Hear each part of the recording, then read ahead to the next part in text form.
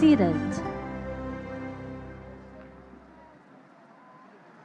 Good evening and welcome to the Philippine Councilors League National Convention 2023 and the oath-taking of the newly elected PCL national and island officers.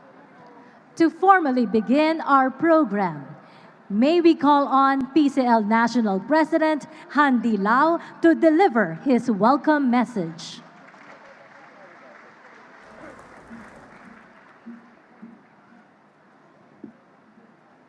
Thank you sa mga lahat po ng mga konsehal po na nandito. To His Excellency President Ferdinand Bongbong Marcos Jr. Sir, welcome to the 11th Congress of the Philippine National Conference. And of course, I'd like also to greet our Secretary of the DALG, Secretary Benhor Abalos, to Mayor Emmy. Ma'am, thank you for welcoming us here. And of course, our chairman, newly elected chairman of the PCL, Chairman Raul Coro. And magpapasalamat lang din po ako sa lahat ng suporta at pagmamahal ng mga former PCL President and Chairman. Unahin ko na lang po ang aking Idol Governor Chavit Luis Singson. And of course, ang mayor na pinakamamahal ko, Mayor Tata Sala. Sir, thank you. And nandito doon po ang ating ULAP President, Governor Dax Kua. Thank you. And former Chairman Danilo Dayanghirang, nandito din po. And to all the almost 11,000 Philippine Councilors League members and officers na nandito, maraming salamat. Asahan niyo po, Mr. President, that we will all support all the programs of the national government, President. And of course, Mr. President, ang ating pong plano po sa PCL ay ilapit po ang national government to our LGU kasi yun po ang nakikita po namin na para tumulong po sa ating gobyerno sa Pilipinas. Again, I am Handy Lau. I am proud na Ilocano, na taga Ilocos Norte. Mabuhay ang Pilipino, mabuhay ang Pilipinas. Thank you and welcome sa the 11th Congress ng PCL. Thank you. Thank you, Mr. Lau.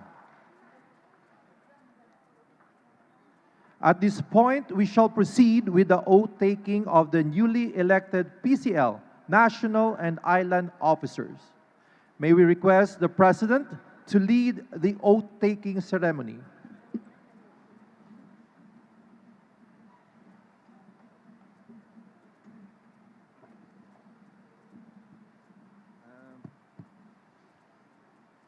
Ito lang ang officers. Sa taas na sila. This is it? Ha?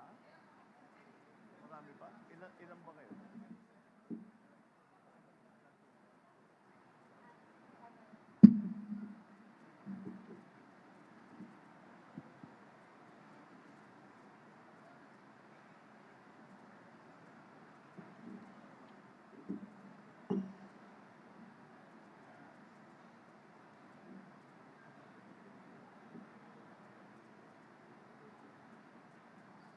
Okay.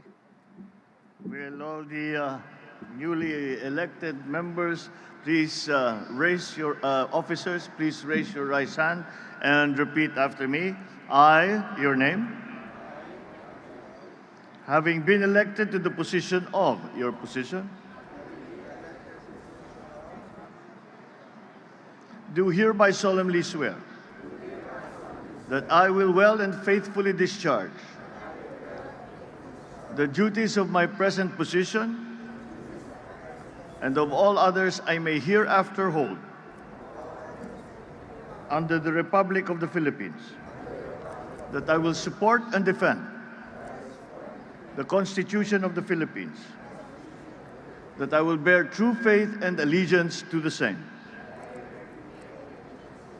that I will obey the laws, legal orders, and decrees promulgated by the duly constituted authorities, of the Republic of the Philippines, and that I impose this obligation upon myself voluntarily without mental reservation or purpose of evasion. So help me God. Congratulations.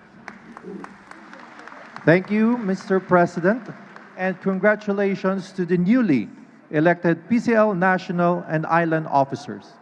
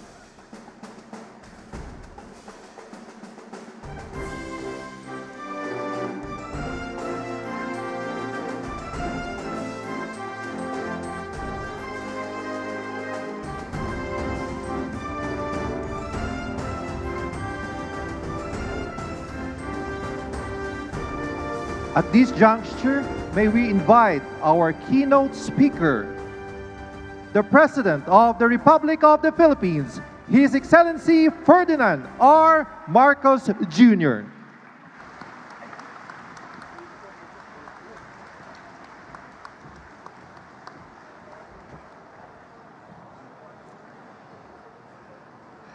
Our Interior and Local Government Secretary, Benjamin Abalos Jr. Please take your seats.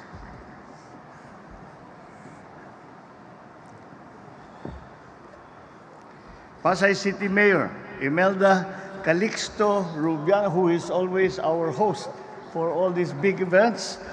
Philippine Councilors League National Chairman, Attorney Raul Coro. Philippine Councilors League National President, Andy Lau. Officials and members of the Philippine Councilors League, all my fellow workers in government, ladies and gentlemen, magandang gabi po sa inyong lahat. Gabi na yata. So magandang gabi po sa inyong lahat. It is with great honor and a good deal of pleasure that I stand before you today as your guest and speaker for the Philippine Councilors League National Convention.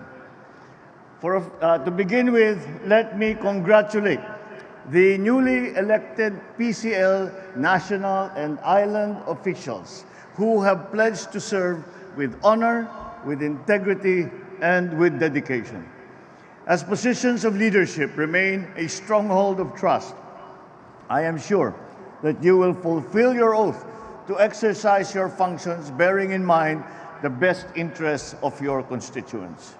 Never surrender to any form of temptation that will taint your integrity. Remember, as public servants, we must uphold transparency, accountability in all our work.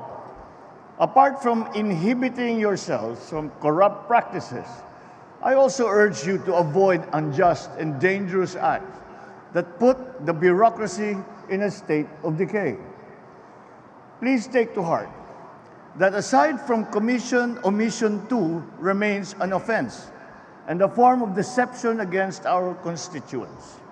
So I enjoin you all to focus on tasks that are beneficial to the people and push for concrete ways to address the needs of every sector of our society.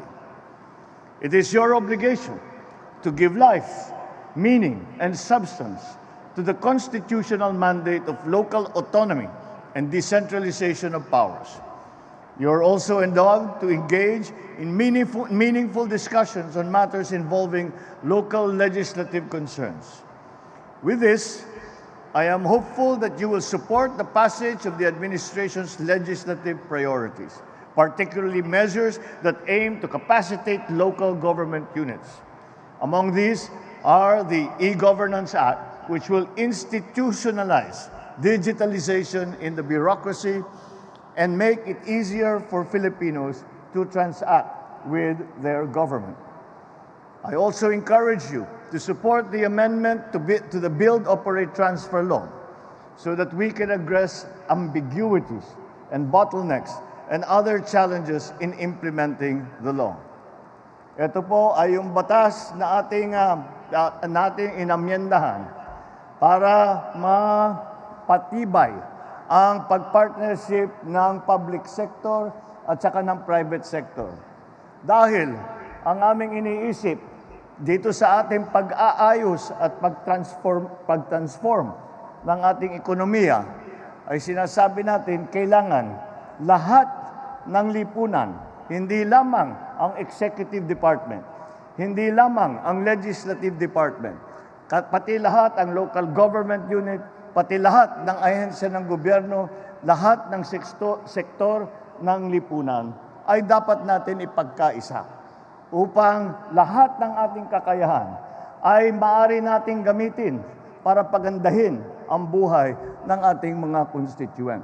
Kaya po ang ginawa natin ay sinabi natin palitan natin ang batas para dito sa Build, Operate, Transfer para mas madali ang mga investor na makalapit sa atin at mas madali, mas maganda para sa kanila na makita nila na may magandang pagkakataon, hindi lamang dito sa Pilipinas, kung hindi sa inyong mga constituency, sa iba't ibang probinsya, iba't ibang lungsod, iba't ibang bayan ng ating local government units. This will empower you to participate more actively in BOT projects as the proposed amendments will streamline the guidelines and eliminate uncertainties that limit your participation in public-private partnerships. I also invite you to join me in lobbying for the passage of the National Land Use Act. Kailangan na po natin ito. Alam naman natin sa local government ay itong land use ay kailangan talaga natin gawin upang maging maliwanag kung ano sa ating mga constituency. Ano yung lupa na para sa agrikultura? Ano yung lupa na itatabi natin para sa commercial, para sa residential? Yan po ay kailangan para makapagplano ngayon tayo kung saan natin ilalagay ang mga iba't ibang proyekto ng pamahalaan. Kaya't yung Land Use Act ay manggagaling ito sa local government. At ito ay dadalhin hanggang sa national at ito ay gagawin ito na gagawin natin, ito na yung magiging plano natin, ito na yung blueprint natin para sa darating na ilang taon. This will effectively help manage the country's land and water resources. Kaya po nagpakakatayo lang natin the Office of Water Management. Dahil po alam naman po natin na lahat ng iba't ibang, hindi lamang yung mga urban areas, hindi lamang yung mga syudad, hindi lamang mga lungsod o mga bayan, kundi lahat ng Pilipinas ay naghihirap sa fresh water supply. Hindi lamang para sa maiinom ng ating mga kababayan, kundi pati na sa irrigation, pati na sa flood control, lahat po yan ay kailangan natin tignan dahil nandito na po ang climate change. Kailangan na natin mag-adapt para hindi naman tayo masyadong mahihirapan sa mga epekto na dinadala ng climate change. This legislation will assist the LGUs to efficiently, equitably, and sustainably allocate land resources to achieve food security, determine hazardous areas, delineate protected areas, and identify areas for settlement, for commercial, for industrial, for infrastructure uses. However, pending its passage, I encourage you to harmonize, standardize, and set policies and rules related to land use. Effective implementation of land use-related policies optimizes the potential of land resources and it will stimulate economic development in your respective localities. Another related legislation is the Tax Package 3, or the Valuation Reform Bill, to ensure the development of a just, equitable, and efficient real property valuation system. Sa ngayon po, ang batas ay meron tayo 3 valuation system para sa lupa. At kayo na nasa mga sanggunian, meron kayong valuation na ginagawa para sa lupa. Tapos, merong market value. Meron pang yung assessed value. Yan, 3 yan. Kaya hindi naman natin magagamit yung tunay na value, hindi natin malalaman yung tunay na value para tayo naman ay makapaglagay tayo ng project dyan. Alam naman natin, ang review niyan bawat 3 taon. At ang review niyan ay bago maghalalan. Kaya hindi naunawaan ko naman na yung ating mga sanggunian, ayaw naman itaas yung valuation at tataas yung pagkolekta ng real estate tax. Kaya kailangan na natin ayusin itong sistema na ito upang pag kami pumapasok ng negosyante at sasabihin, unang-una yung land use, sasabihin natin, dito ang commercial, dito ang industrial. Kung magde-develop kayo, ito ang residential, yan ang agricultural, huwag niyong gagalawin yan. Maliwanag na maliwanag. Ngayon, kung papasok sila at sasabihin, meron silang kapartner na Pilipino, sasabihin ay, ano ang ibabayad natin sa lupa? Magkano ang ibabayad natin para dito sa lupa? Nagkakagulo ng kaunti dahil hindi malaman kung ano i-apply. Kung ano i-apply na value para doon sa lupa. Kaya nagkakadebate mula sa LGU, mula sa LRA, mula sa yung mga magpapasurvey, lahat yan ay paiba-iba. Kaya't hindi malaman ngayon ng ating mga potential investor kung paano nila lalagyan ng balor yung lupa. Ngayon, pagka ating nagawa ito, itong common valuation na ito, maliwanag na maliwanag kung ano ang balor ng lupa, maliwanag na maliwanag sa ating mga potential investor, sa mga negosyo na papasok, sa mga constituency ninyo, maliwanag na maliwanag kung ano ang magiging bayad para sa paggamit dun sa lupa na yan.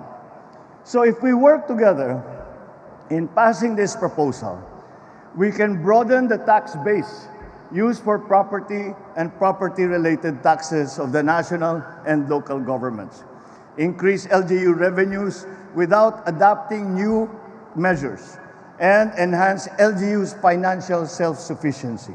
Ito, magagawa natin lahat ito na hindi natin dinadagdagan ang buwis sa taong bayan.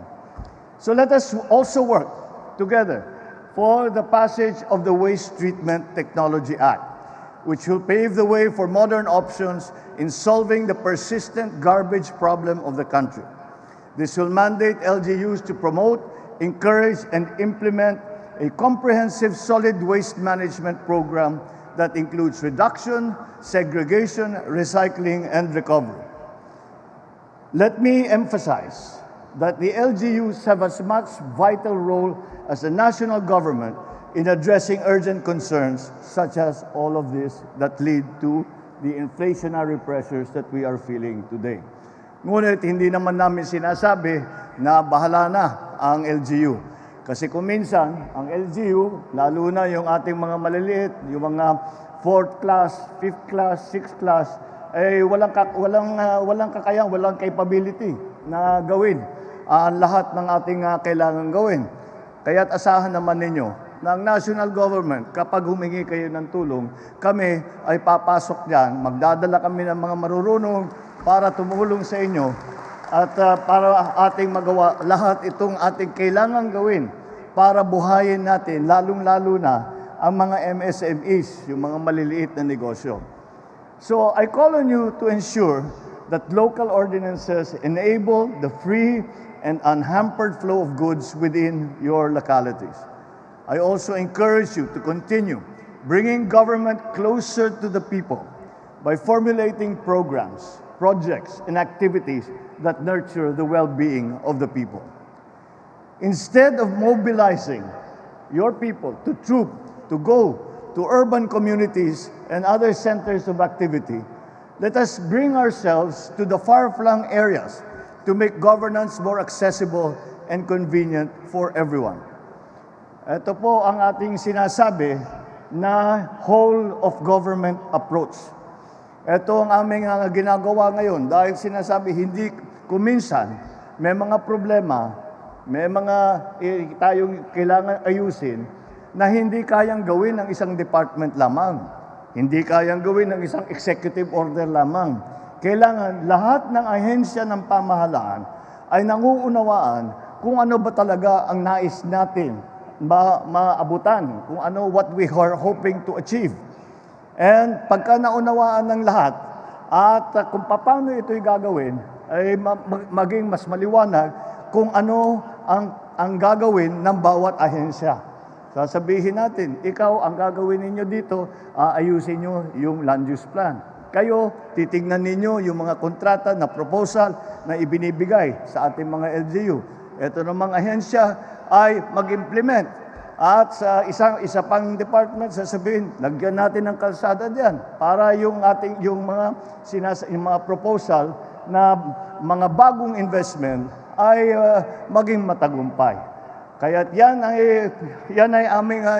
ginagawa na ngayon dito sa pamahalaan na ito, na lahat ng iba't ibang departamento, lahat ng iba't ibang ahensya ay nakakaunawa sa kung ano ang national plan, at sa ganung paraan, kapag dumating sa LGU level, pagka dumating sa provincial, city, municipal level, ay alam nila ang gagawin nila at sabay-sabay nila tatrabahuhin para naman maging maganda ang resulta ng ating mga project.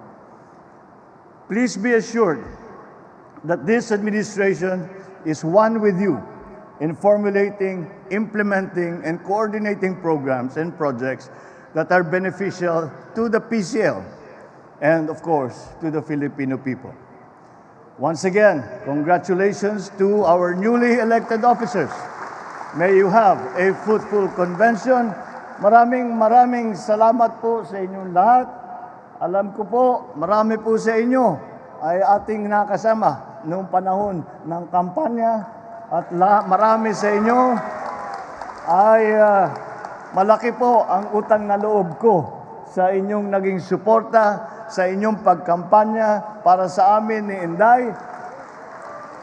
Kaya naman, ang isusukli po namin sa inyo ay ang aming trabaho at ang aming pagmamahal at patuloy na pagtulong sa lahat ng ating mga LGU para maging maganda ang buhay ng bawat Pilipino. Mabuhay ang PCL. Maraming salamat po. Magandang gabi po sa inyong lahat. Thank you, Mr. President. At this point, may we request the President to kindly grant us a photo opportunity in 7 batches. For the first batch, we have the newly elected PCL National Island Officers.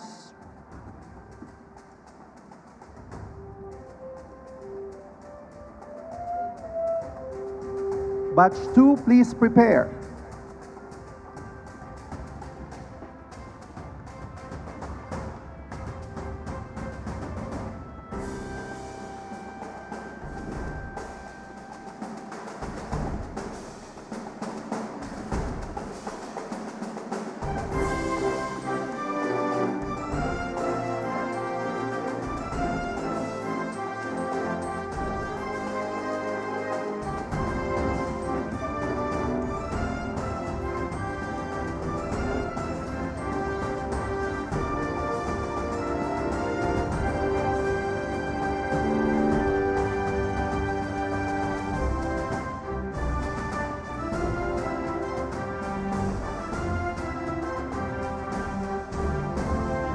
Thank you, Batch 1. Please exit to your right. Batch 2, PCL NCR President, please proceed on stage.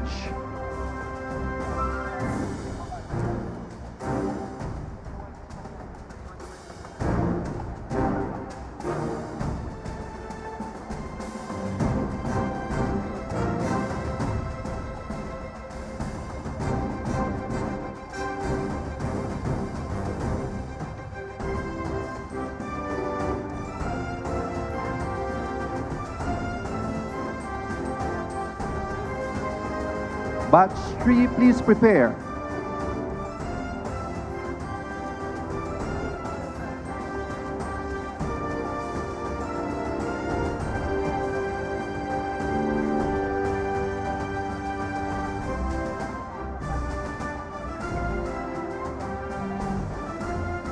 Thank you, Batch 2. Please exit to your right. Batch 3, the first batch of the PCL Luzon Island Presidents from CAR, Region 1. And Region 2, please proceed on stage. Batch 4, please prepare.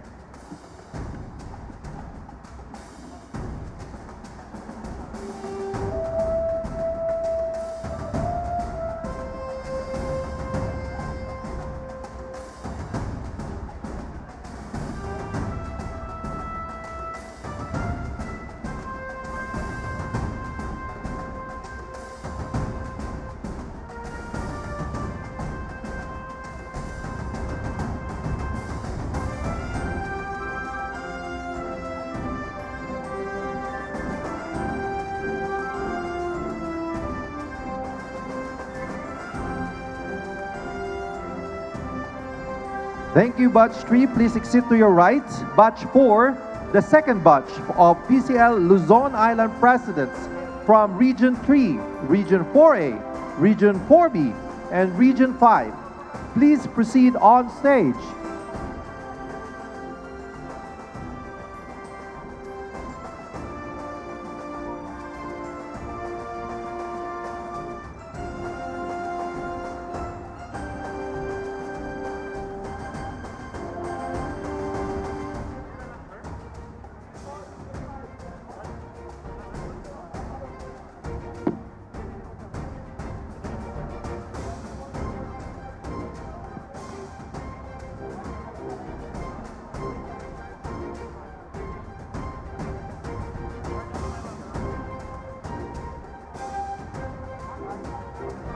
Thank you, Batch 4. Please exit to your right. Batch 5, the PCL Visayas Island Presidents. Please proceed on stage.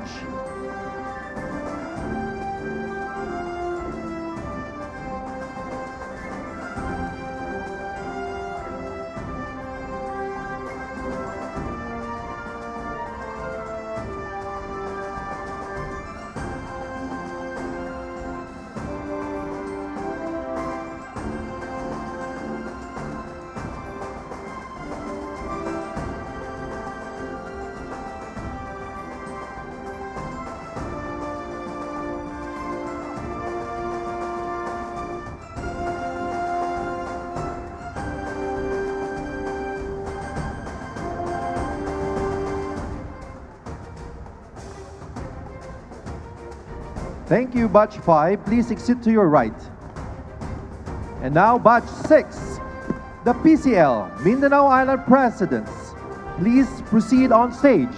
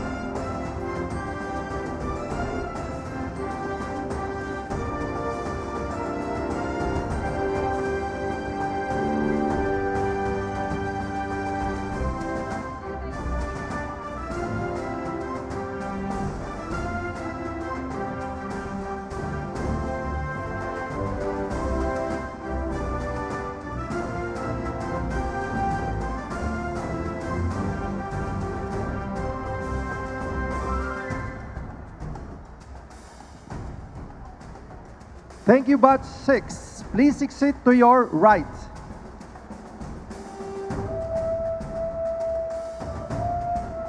At this point, may we request the President and the rest of the stage party to kindly grant us a group photo with all of our attendees. May we request the audience to please stand.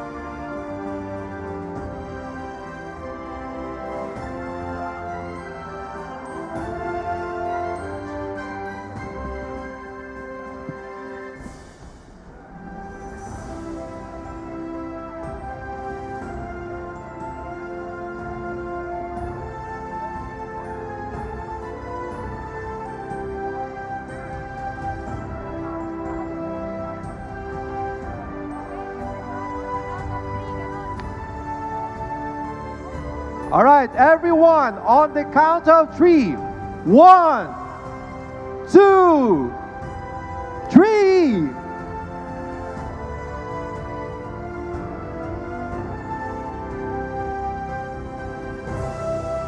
Thank you, Mr. President.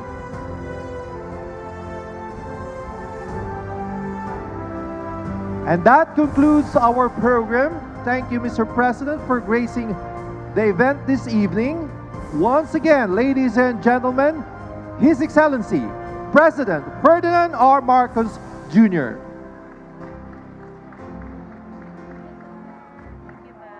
We would like to request everyone to please remain on your respective places until the President has left the venue. Thank you.